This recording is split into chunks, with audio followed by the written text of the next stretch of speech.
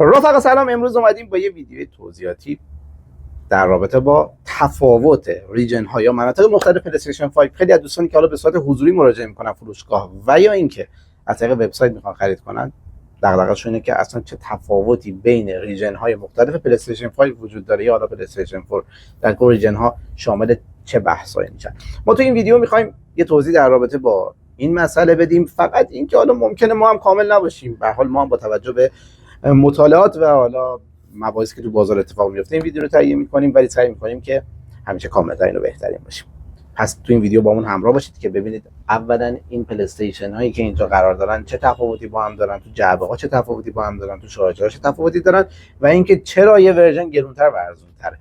واسه ویدیو خیلی زحمت می‌کشیم، حمایتتون می‌کنید، لایک، کامنت، اشتراک گذاری ویدیو و خرید وبسایت خودمون بروز کالا باید. بریم ویدیو رو ببینیم.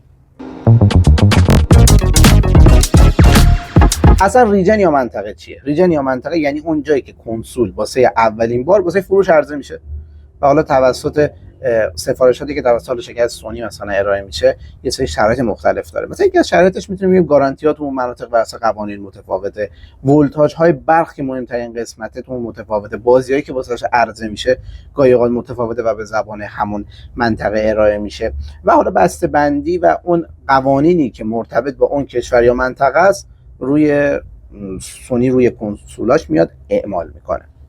برای همین ریجن یا مناطقی که سونی تولید میکنه فرق داره. حالا تو قسمت بعدی میریم اسم ریجن‌ها رو تا اونجایی که امروز این ویدیو رو گرفتیم بهتون توضیح میدیم و بعدش هم باز توضیحات کامل‌تر میدیم. بریم قسمت بعدی ویدیو رو ببینیم. ریجن یک شامل آمریکای شمالیه که شامل خود ایالات متحده میشه، شامل کانادا میشه و بخشی از آمریکای مرکزی به عنوان ریجن یک شناخته میشه. اما ریجن دو شامل کشورهای اروپایی میشه. بیشتر کشورهای اروپایی که وجود دارن شامل ریجن دو شرکت سونی میشن. ریجن سه که شامل کشورهای آسیایی مثل کره جنوبی، ژاپن، هنگ کنگ و بخشی از قسمت‌های جنوبی آسیا رو شامل میشه. ریجن 4 شامل کشورهای آمریکای لاتین میشه، یعنی سونی واسه ریجن 4 آمریکای لاتین رو در نظر گرفته. و اما ریجن 5 شامل روسیه و حالا همسایه‌های اون به ترتیب میشه. ریجن 6 هم که شامل کشور چین با بالاترین تفاوت‌ها و محدودیت‌ها میشه. یه سری ریجن‌ها رو واسهتون نوشتیم، مثلا ریجن 1220 طبق آمار بازار مثلا میشه آمریکای شمالی، 1216 میشه اروپا، خاورمیانه و آفریقای جنوبی، 1218 ژاپن، 1234 استرالیا و آمریکای لاتین، 1242 روسیه و آسیای مرکزی و 1248 هم چین. اینجا رو بگی دوباره. ورژن 20 مثلا شامل ژاپن میشه، 02 اقیانوسیه میشه، 08 آسیای مرکزی، هندوستان، روسیه و اوکراین میشه، 14 آمریکای لاتین، مکزیک، آمریکای مرکزی و آمریکای جنوبی میشه و 15 آمریکای شمالی مثل کانادا و ایالات متحده میشه، 16 اروپا، خاورمیانه و آفریقا و 18 هم کره جنوبی میشه. حالا یعنی چی؟ یعنی مثلا اگه اینجا نوشتی ورژن 1220 یعنی این میشه مال ژاپن.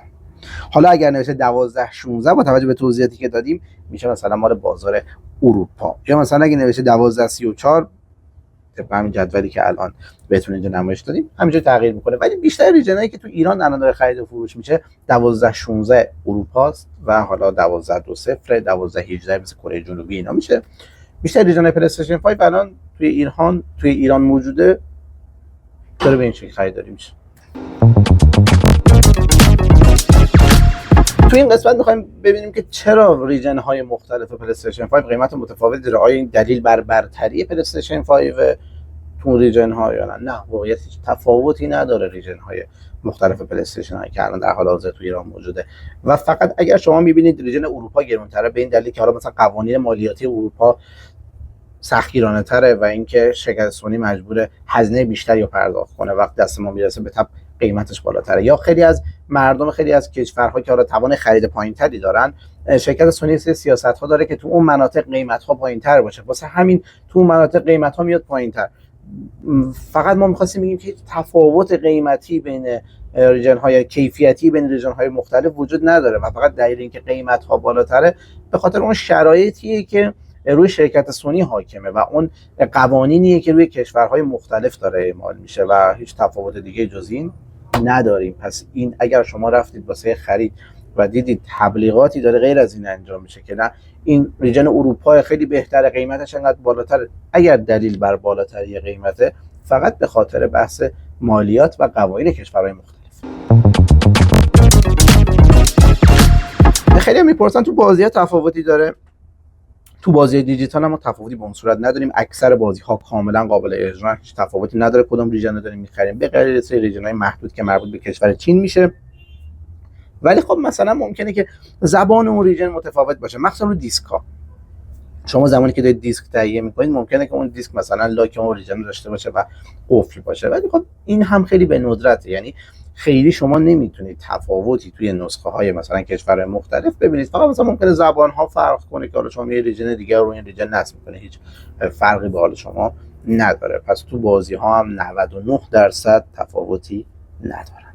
فقط یه نکته، ممکنه DLC هایی که حالا واسش ارائه میشه متناسب با همون ریژن حالا یه سری مثلا امکانات بیشتری در اختیارمون بذاره.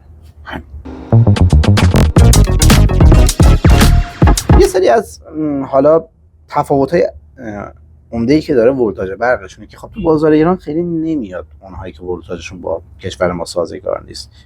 بعضی از ریژن ها ولتاژ مثلا 110 رو دارن، بین 110 تا 120 ولت رو دارن، ولی خب ریژنایی که داخل ایران وارد میشن بین 220 تا 240 ولت رو دارن. یعنی عمده تفاوت اینا تو ولتاژ برقشه که حالا وارد کننده‌ای که دارن انجام میدن اینو حتما واسه بازار ایران در نظر میگیرن. اگر هم ولتاژش تغییر کنه خب انقدر این روزها تبدیل و کانورتر رو نمیدونم هر چی که بگین وجود داره که میتونه ولتاژ رو به این ولتاژ تبدیل کنه. با یک کلگی ساده میتونیم خیلی ولتاژها رو به هم تبدیل کنیم، نگران نباشید. و اما بسته‌بندی‌هاشون هم همونطور که می‌بینید متفاوته. مثلا بسته‌بندی‌های سری استاندارد معمولاً به این حالت سفید ارائه میشن، ولی سری دیجیتال بسته‌بندی‌ها رو مشکی دارن. بعضی وقت میگن مثلا طرف میاد میگه ما بسته‌بندی که خریدم فرق داشته، این اصلیه. نه، اصلا همین چیزی وجود نداره.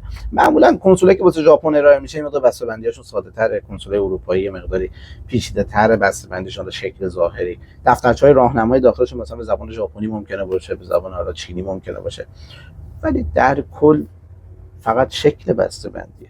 خیلی هم متاسفانه تو ایران بسته‌بندی میکنن که خب این قابل قبول نیست. یه نکته‌ای هم بگم که خیلی از همکارانی که کار درستی انجام نمیدن روی این جعبه ها مثلا نوشته 8K 120 4K 120 یا 8K، ولی روی این دستگاه فقط نوشته مثلا 4K. میان میگن که نه این نسخه های قدیم بوده 8K ساپورت میکنه، اینا خیلی بهتره. نه، شرکت سونی متوجه شد که حالا کنسولش توی زمینه 8K یه مقداری ضعف داره و حالا خبر این قضیه رو ما توی خود وبسایتمون گذاشتیم اون روزی که این خبر اومد. واسه همین کنسولای جدیدی که داره ارائه میشه سونی حالا اشتباهش رو قبول کرده، اون توانایی کاملی که نداره رو پذیرفته و فقط واژه 4K 120 هرتز رو نوشته و از این قضیه هم نذارید از شما سوء استفاده کنید. حالا اطلاعاتی بود که ما این چند وقت حالا چند سالی که تو بازار داریم ما داریم باش دست پنجه نرم می‌کنیم و واسه شما اومدیم بازگو کردیم، ولی خب به هر حال شما هم ممکنه خیلی اطلاعات دیگه داشته باشید، واسمون کامنت کنین. هرچی هم اطلاعات بیشتری جمع بشه ما دوباره سعی می‌کنیم ویدیوهای دیگه تولید کنیم و اینکه شما هم کمک می‌کنید این خرید محصولات به دوستاتون به ما کمک کنید. ممنون که ویدیو تا آخر تماشا کردید. حمایت فراموش نکنید، لایک، کامنت، اشتراک گذاری ویدیو، خرید از وبسایت خودمون بروسکالا بایو و آخرین اخبار تو وبسایت خودمون میتونید مشاهده کنید. خدا نگهدار.